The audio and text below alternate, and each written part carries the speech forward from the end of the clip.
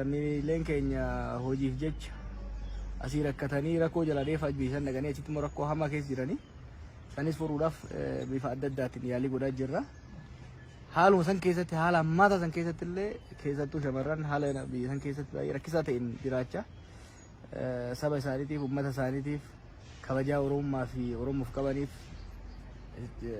kabaja dhugeeffannoo hoggana isaaniitiif qabaniif wanni isaan godhan baay'ee namatti ulfaata.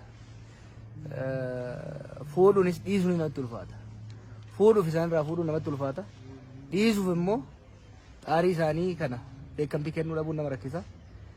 Kanaaf ulfaadhaa rabbiin uummata keenyas isinis rakkoo kana keessaa baasee nagaa wal nu agarsiisu nullee haga dandeenyu sagal lubbuun keessa jirtutti isin hin dagannu saba keenya hin dagannu saba keenya hin gannu ija baannaa galatoo waan jedhan.